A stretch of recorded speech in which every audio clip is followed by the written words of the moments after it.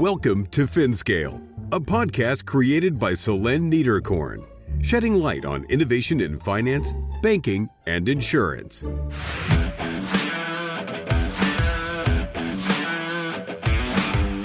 ComplyAdvantage, Part 2, my discussion with Vatsa, Narasimha. We use a combination of not just technology, but also data, but more importantly, expertise to help the 1,000+ businesses around the world that we have as clients uncover what is critical data and provide a much clearer view of the individual and then build on it to establish what their relationships are between the individual and other entities. This provides our clients with critical intelligence they need to make key business decisions. For this second part of the discussion, I'm speaking with Vatsa to delve into numerous topics. First of all, he shares his recent transition to CEO and gives us an inside look at how the company is organized, from the executive committee's makeup to Charlie's handover, the dynamics with investors, and his approach to leadership. We also dive into the company's core activities, its global footprint, and more about what they do. We also focused on two key areas: the impact of integrating AI and LLMs into their offerings, detailing the tangible benefits for them and their clients, and their strategies for staying ahead of financial crime and scams. It's insightful. Don't miss it. Enjoy the show and make sure you don't miss the first part of the episode where I'm chatting with the founder of ComplyAdvantage.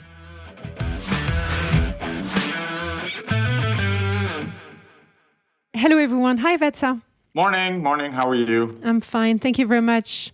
So I'm happy to have that second part for this episode on ComplyAdvantage. Thank you very much for joining the show.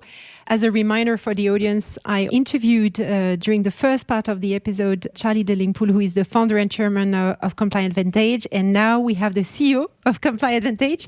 Yeah, could you please introduce yourself, tell us a bit about your background, and then we'll jump into the discussion. Excellent. Thank you. Hi, everyone. My name is Vatsa Narasimha.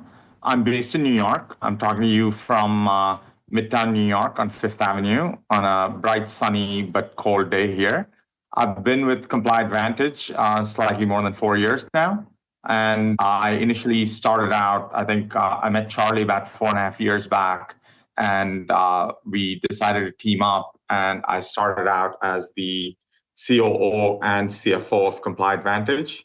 And about 2 years back, we decided to, or Charlie's initiative, to transition and change titles.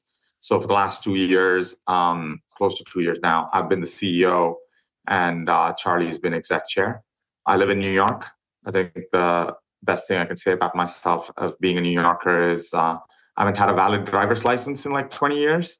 So I don't drive. I rely on the kindness of friends, public transportation, and of course, the ride shares like Uber. Perfect. Then what did you do before ComplyAdvantage? I was the CEO of a company called Oanda, which is a fintech in the foreign exchange space. And so I was there for about 6.5 years. And prior to Oanda actually was my smallest client when I was in consulting with the Boston Consulting Group. At the end of the engagement, the VCs who were on the board wanted me to come in and help turn around Oanda. So it was a great journey for 6.5 years. And then about 6 years in, or 5.5 years in, we decided to sell the company to a private equity firm, CVC. And I stayed on as CEO for about 9 months after the transaction. And then decided I needed to take some time off. So I spent most of 2019 traveling the world, being on the board of a couple of companies. And towards the end of 2019, that's when I met Charlie, and that started this phase of my journey. Perfect. Thank you. So I already asked the question to a former guest. It was the CEO of Bitstamp. It's always interesting when you go to a CEO function and you've been a CEO or CFO during several years. It's always interesting to understand how you transitioned from this position of C-level to CEO role, which is completely different. Yeah. And can you tell us a little bit about this and explain to us what were your primary objectives in your first 100 days as CEO? Yeah, I don't know if it was anything so profound. So hopefully your listeners, if they're looking for some brilliant insight. This may not be it, but let me share with you how the process went. As I mentioned, I'd been working with Charlie and in the company for a couple of years. And so when Charlie started having the conversation about, hey, I think we need to sort of make the transition, we had plenty of time. So it wasn't like we just woke up one day and said, yeah, Charlie's now exec chair, I'm now CEO. It was more of a gradual transition. I think we started talking in the beginning of 2022. We had a board discussion somewhere in the spring of 2022. And then we actually didn't make the announcement in a town hall until probably August of 22. Mm-hmm. So it was a lot of transition, a lot of time to transition. So since I was with the company and I'd been already driving the company strategy, my primary focus in the first 100 days was to address employee concerns. Because one of the things that happens whenever there's change, if you're an employee or if you're receiving end of the message that there's change, invariably your mind goes to what does this mean for me? And so part of it was to make sure, we were growing really fast at that time, so I wanted to make sure both the long-standing employee base, but also the new hires understood why we did this, also got to understand who I am. And also to make sure people understood that there were not going to be any major shocks to the system. We were still on the path that we were on. Charlie had laid out the vision. He and I had been working on the strategy and executing on it the previous couple of years. So the next 2-3 years, we said, look, this is the direction we're going in. The specific details and stuff, well, obviously, as we get more information, we'll tweak it and we'll learn. And it was also about making sure that it was clear that there was we're at sort of that force multiplier stage to the foundations that's was firmly built when Charlie started the company in his house in Victoria. Mm-hmm. So we're sort of at a natural point.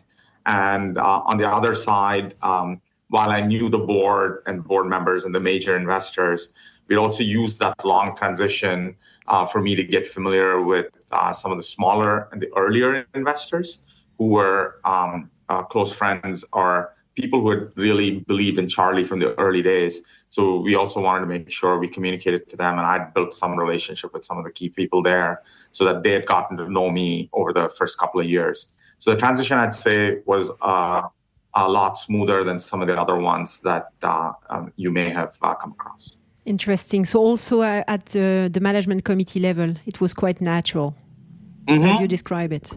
Definitely, because most of the execs that were there, and they're still there, were people that I had helped hire with Charlie.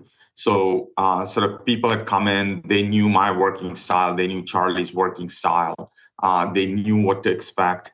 And we were upfront with them, so it was a phased messaging. So the execs knew first, then slightly broader group knew, and then finally we did the town hall. So it was not one where suddenly we showed up one day and said, this is what's happening. And then the logical question would be, wait, what is Charlie doing? How different are you going to be? None of those were really the questions. Mm-hmm. I think the town hall was more of celebration of, okay, we're now in we're going to continue to accelerate growth. Charlie's not going away anywhere. Vatsa is not a stranger who's just been dropped in on the company. And the execs obviously had known about this and were I'm very thankful to the team. They've been super supportive and we continue to grow and excel. Perfect. And how would you say, just to finish on this part, how do you think that your working relationship with Charlie evolved these last 2 years? And how is your leadership different and differs from Charlie's one? Great question. How has my working relationship with Charlie evolved? Charlie still is the true north for us. The reason he founded the company, the mission, the vision still is absolutely resonating with us. And he still is our biggest brand ambassador, both from an employee perspective, but also as we go out into the market. So when it comes to financial crime, he remains the single biggest subject matter expert that I'm aware of. We continue to talk on a near daily basis. and when I'm in London 1 week a month. So spend a fair bit of time. He's still part of our exec meetings. So he spends time with our execs.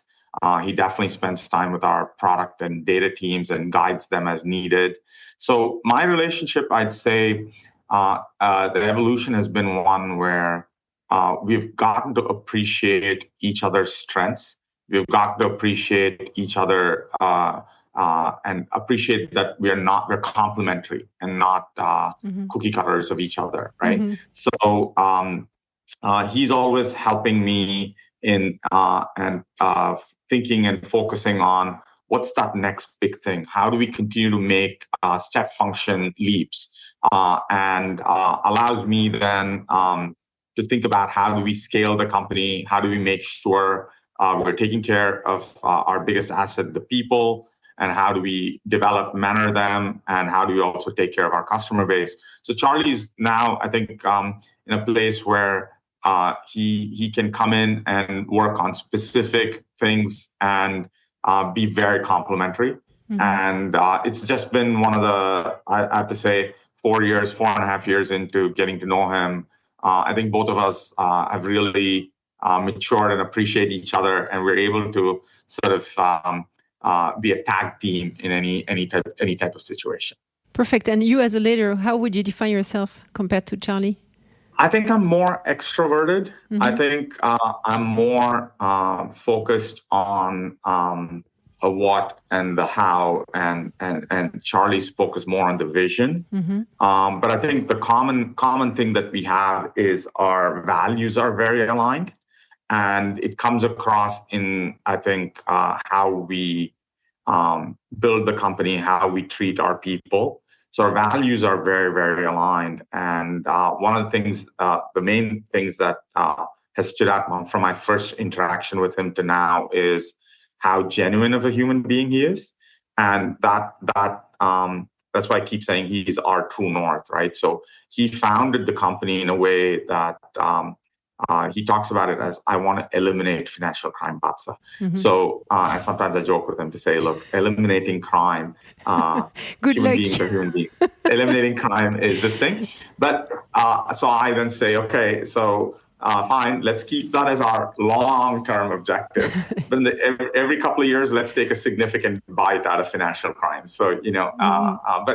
But that statement in itself exemplifies who he is and what his values are. And I think for us, what has been a real pleasure for me has been working with someone. While our styles might be different, our way we deliver things might be different, it is still comes down to that marrying of those values. Mm-hmm.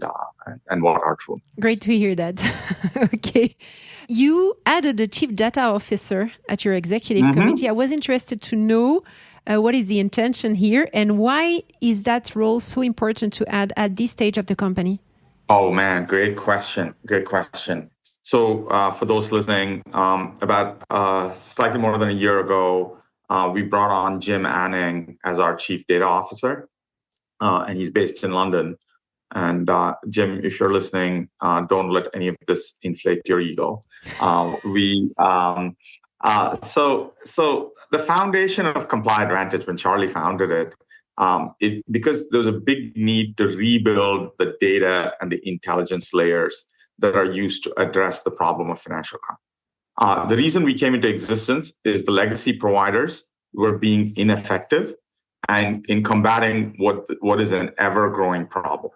So we were already doing a lot of things, right? Like, we are fundamentally a data and intelligence company, and we're doing a lot of things around data, like collecting it, cleansing it, and mapping it. But we were at a point where we needed an executive at the table who thinks about data holistically, from ingestion to publishing, from what are we doing with our internal data, with our customer data, how do we think about that, and puts in a discipline around data quality, around data governance. And so the reason this is important is one of our big thesis is that financial crime is a network problem, right? One person can, I'm being facetious about this, but one person can commit credit card fraud. Like, they can pick your pocket, they can go swipe your credit card at the local store. But large-scale financial crime is a broader, and it impacts a whole ecosystem. It requires bank accounts. It requires access to different things. So the way we've built the company is we've said the heart of everything is our connected knowledge graph that shows how these bad actors, who they are, and more importantly, who are they connected to. Yes.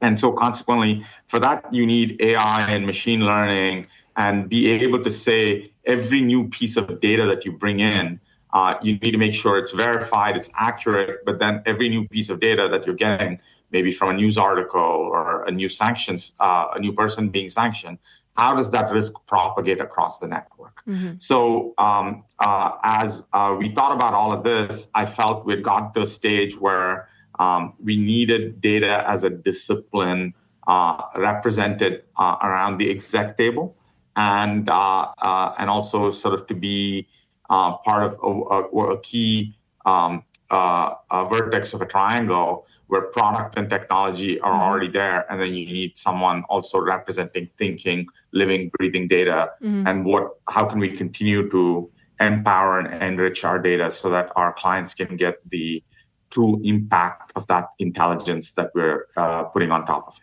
Okay. Does that make sense? Yes, clearly. Clearly. Data remains more and more a subject on my podcast, and particularly in the domain of financial crime and sustainability. So let's now jump into your value proposition. If you could remind the audience what you do precisely, who are your main clients, and what are the typical use cases where your clients use your services? Great. Sort of a commercial break about ComplyAdvantage. We are about 500 employees. We have locations in primarily majority of our employees are in London, but we have a team here in New York. We've just opened up Lisbon. We've always been in Cluj in Romania, and we also have an office in Singapore. So we serve more than 1,000 customers across 75 plus countries around the world. Our typical use case, and I think most CEOs will say there's no such thing as typical, but our typical use case is we help the organization, we help primarily financial institutions, but any company in the world these days that has a compliance and a regulatory need. So we help people that are part of teams with chief compliance officers or chief risk officers comply with their regulatory mandates by following the KYC and AML regulations, know your customer and anti-money laundering regulations, and keeping abreast of sanctioned individuals and other bad actors. So in essence, we're helping our customers answer the question, do I want to do business with this person or with this entity? Mm-hmm. And how do we, and this is not something that you just do when you first onboard a customer or an entity. You have to keep asking that question throughout the entire life cycle of that client with you. So we help do that on a near real-time basis. I was interested to learn more about the integration of AI, ML, and LLMs in the overall strategy of the company. So what specific objectives do you aim to achieve through the adoption of these technologies? And how did you do it? Oh, man, now you're getting... So I probably will keep talking for a while, so cut me off because my team tells me once I start talking comply, I may not shut up. So look, very simply put, fighting financial crime is no longer a problem that you can solve by just throwing more and more human beings at it. It has gotten out of control. It's really big, and that's even in a company that is just dealing with a set of clients. But what you're seeing is every bank, every financial institution, every insurance company, their client base is also growing. But at the same time, the types of fraud, the types of financial crime is also growing. Right? Over the COVID years, we saw the number of types of digital fraud just exploding. Right? So as I said earlier, our mission is to help eliminate financial crime by helping companies better understand who they're working with, but more importantly, spotting patterns of activities that could become problematic. So some of this is it's prevention, it's not cure, right? Mm-hmm.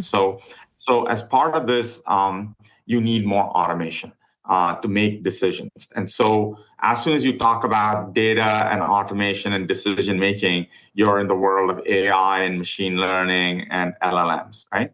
So specific places where we are leveraging AI include automating the factual extraction of factual information. So we ingest a lot of different data from a lot of different data sources around the world, and for that to happen, we are extracting information from structured data sets like sanctions lists, or we're extracting data from unstructured data sets like media articles or press releases and things like that. So we automate this process of extraction, and that's a lot of where AI, ML, LLMs start to come in. The next step in the chain is connecting these facts together. And I use a simple analogy saying every piece of information, I call it an information triple. So if you're saying person A and person B have a connection where A defrauded B, that's a three-piece information. A, B, and C is that there's fraud happening. Mm-hmm. So you need to extract that, and you need to make sure that you connect the profiles together. A is A who's already here in the database, B is B, and now they have a connection between them. So that chain, that connecting, so we use a lot of machine learning models and algorithms here in the entity resolution process. And then finally, we use machine learning also in surfacing that data to how our clients use this. So it's crucial for our clients to trust us. They're making big decisions. They're making, as we talked about earlier, decisions on who they work with and who they don't work with. And so first, it's important for us to provide them accurate information. And we talk about it as like responsible AI. So we have a long history of providing information that is accurate, transparent, and auditable. Mm-hmm. And so consequently, we spend a lot of time also then making sure the person the client is working with is also the bad actor that we are talking about, because there's so many common names in the world, and you can very quickly say, this John Smith I'm working with is this other John Smith. But no, we our models use many other data points to make sure that we are giving as accurate information as possible to our clients. So essentially, the heartbeat of the company is AI, ML, and LLMs. And would you say that it has, so we understood that it improved the quality of your solution, but did it really impact the operational process of the company? Oh, very much so. Very much so. Yeah. Let's take this year as an example, right? The best way I can illustrate this is through a specific example. I think there are so many jurisdictions. This might be in history the single biggest year with the number of elections happening around the world. Like obviously, being here in New York, every time you look at anything, it's all about the election year that we're having because it's a presidential election year.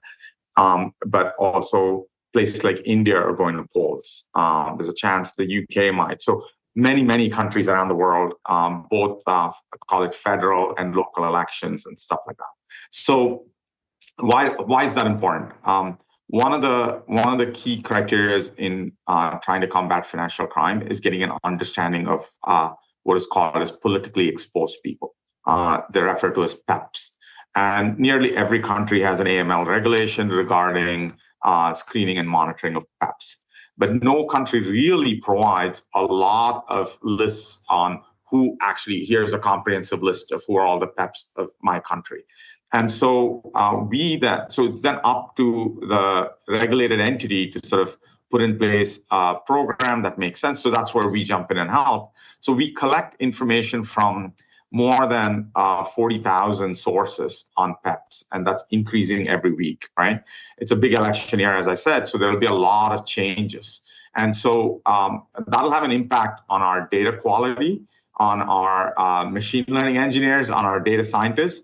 So AI and ML has a big impact on everything. So as I talked about that entire chain, when there's change to data sources, you have to make sure you're still consuming the data, you're consuming it in good quality, in timely manner. Just because if the election happened on Feb 1st and it's March 1st and you still haven't made changes, that affects how our clients are monitoring their end customers. Mm-hmm. So AI and ML have had impact in every area. And most importantly, as and when all these models are getting better, we get better at our job. We get better at ingesting data faster, cleaning it faster, and publishing it faster. Interesting. So we read a lot in the newspapers or on the web that financial scams become more and more intricate. So how do you adapt your tools to be up to date and stay ahead of all these new threats? Yeah, I mean, I'm lucky enough to say there are people way smarter than me in the company, and they're thinking about this on a daily basis. But we use, and that's why it is important, we use a combination of not just technology, but also data, but more importantly, expertise to help the 1,000+ businesses around the world that we have as clients uncover what is critical data and provide a much clearer view of the individual, and then build on it to establish what their relationships are between the individual and other entities. This provides our clients with critical intelligence they need to make key business decisions. Because until a new fraud type emerges, you can't really predict what a new fraud type is going to be.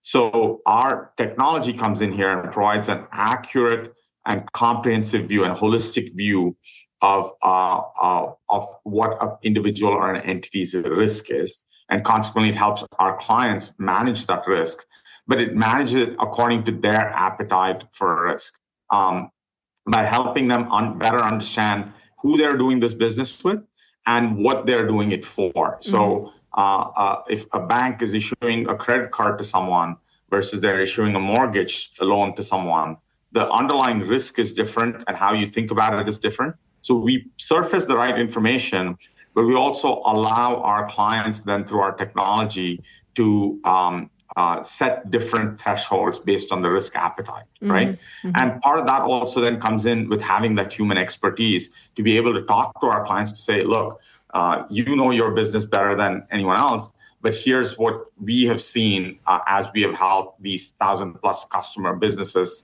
clients of ours across the world. What is the pattern recognition? So it's a combination of that technology, that data, and the other big piece is realizing national borders don't limit financial crime.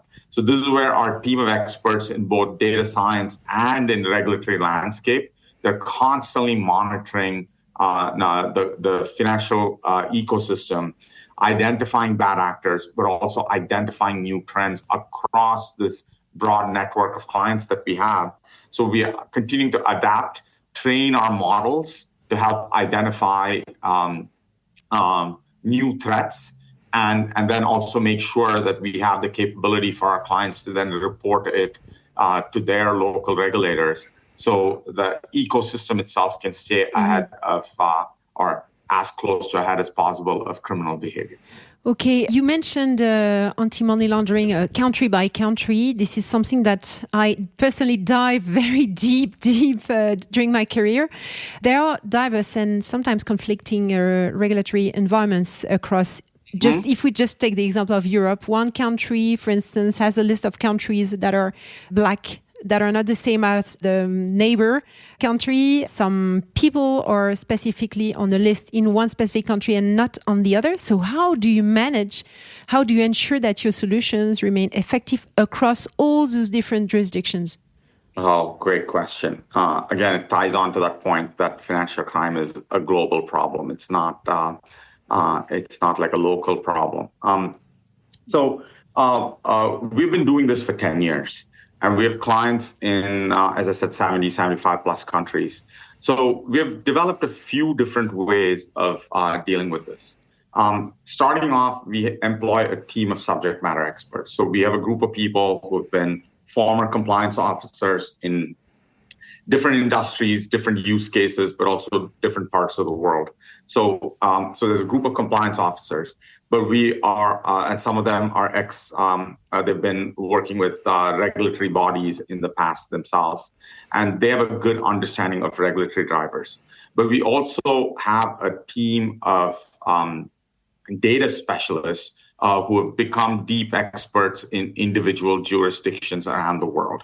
And again, they do it in two different ways, right? They take certification on different regulations, so they have that understanding, but they also have an understanding of what is the data sets available. Again, when we talk about politically exposed people, you have to make sure you really understand an individual country's, how does Australia define who's a PEP versus how does Canada define it? So we have individual experts who've developed that deep expertise. So they become the foundational sort of knowledge experts as human beings in the company. And then our product teams work very closely with those subject matter experts.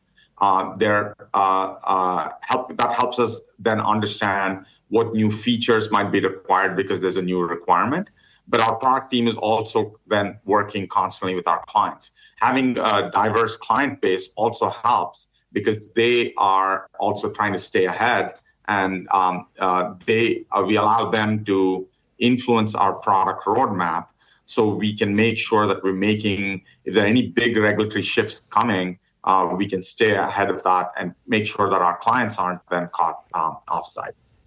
And finally, we've developed a way of encoding at our data level because of these experts working with the product, the specific regulatory stipulations. For example, suppose a country has a regulation that says PEP should be declassified exactly 3 years after leaving office. Mm-hmm. So someone was a member of the parliament somewhere, and then but they've decided not to run for parliament again. So they still remain a PEP in that particular country for 3 years, but exactly 3 years after they should no longer be considered a PEP. So we make it so that in our database that they'll be marked differently for the period where they were active, and then from that date where they're called an inactive PEP, we are able to articulate it. So some of this is that regulatory differences have already been encoded into our software. And last but not least, at the infrastructure level, we've adopted a broad approach to how we host our solutions. Because one of the other regulatory requirements is data jurisdictions. So we make sure that we are meeting whatever our clients need. As you're aware, we're cloud-based, but we're able to address the different geographical or regulatory requirements for data residency and things like that, because we can accommodate those requirements too. Didn't you envisage working with Egmont Group, which is, the group of FIUs across the globe, exchanging expertise and financial intelligence to combat financial crime? Yeah, look, we actually want to work with more. So even this past week, I've been here I've finally been back in New York after a month away. And a couple of my meetings this past week has been with financial crime consulting companies and things, because we want that. Look, at the heart of it, as I've said throughout the last half hour or so, we are a data company. We know how to ingest the right data and make sense of it, so that intelligence layer.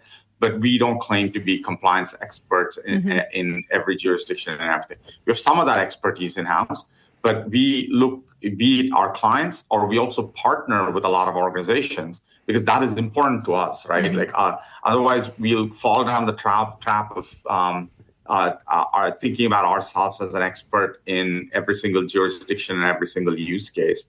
And sometimes what ends up happening is we work with different compliance and risk experts for specific client problems and specific use cases. Mm-hmm. So if anyone listening out there wants to partner with us, feel free to ping us. We are very, very open and we know what we're good at. But we provide our views, we provide, and our point is we need to surface the right data and the right intelligence for the key experts to be able to do their job better, whether you're an analyst at a bank in their compliance function, or whether you're a compliance consultant or compliance expert who's able to guide many other organizations. One such organization we also worked with in the UK is Dark Money Files. I believe they also have a podcast and stuff. So we worked with global experts on this, and trust me, it's a challenging problem. So. Clearly. Okay, Vatsa, thank you very much. Very interesting. So what are your next steps? I knew you would ask me this. Next steps, yes. To put it simply, we have the foundations and we have a lot of data, and we're building that next gen intelligence layer that we can help every client of every company in the world, as I said, answer and understand the question, should I do business with this individual or with this entity? So that's an important question for the many employees in different companies spending time answering that question. So I'll say what's next in two different ways. In terms of sort of product, tech, and data, continue to take the advantages in AI and machine learning and LLMs to make our ingestion process bigger, better, faster, but also about continuing to scale, right? Like in any data business, as you start to get more data in, the connectivity problem of that data, making sense of it, grows exponentially. And so, but also doing it in a way that it's explainable, because our clients need to not only be able to explain to regulators why they took a certain decision, but they, in a lot of cases, also have to explain it to their customers why they made certain decisions. So we're continuing to invest a lot in this explainable AI piece. And to end on it, our biggest asset remains our people, right? So we are in 5 different locations now. So how do we continue to scale a truly global company with a hybrid working model while maintaining our culture? One of our engineering managers had said to me a couple of years back that we are more a company of missionaries than mercenaries, and that has stuck with me, and that is something that we really believe in, and that's core to our culture. So how do you retain all of that while continuing to scale? So going from sort of 200 to 500 people is one type of scaling. Going from 500 to 1,000 is a whole different type of scaling, particularly when you have 5 different locations. And so some of that is also how we're very passionate about maintaining that culture and giving people developmental opportunities for them to get to the next stage of their professional careers. But we have to do it our way. And so that is also the next big thing for us. Perfect. So the conclusion of my podcast, Vatsa, you don't know it, but I tell you. So I always ask my guests a recommendation of a book that inspired you or a podcast that you regularly listen. Really good podcast called The 20-Minute VC. Of course, Harry Stebbings. Yeah, I'm a big listener in that. And they genuinely bring in good execs and people who have gone through lot of sort of challenges and how they think about growing companies. And but obviously that's a little bit more early stage. And the other podcast that I then look at it as the twin of it in a lot of ways, thing is Acquired. So listen to Acquired a lot. So a lot of long flights, and so podcasts are my friends there. And then on the book side, I read this a few years back when it came out, but it's one of the top ones that I recommend, just because a lot of life, but also a lot of business is about making sure you're having good communication. So Radical Candor is a good book. So yeah, no, I probably know Blinding Insight. A lot of your guests have probably said similar things, but yeah, Radical Candor is definitely one that I ask my employees and my team to also put on their reading list. Very inspiring. Thank you very much, Vatsa, and congratulations. Well, thank you so much. Thanks for having me, and looking forward to chatting with you again soon. Thank you. Perfect. Thank you all for listening and sharing this moment with us. Don't hesitate to contact me on Twitter or LinkedIn to share your comments and reactions. You can also rate this episode on your favorite podcast platform. See you soon.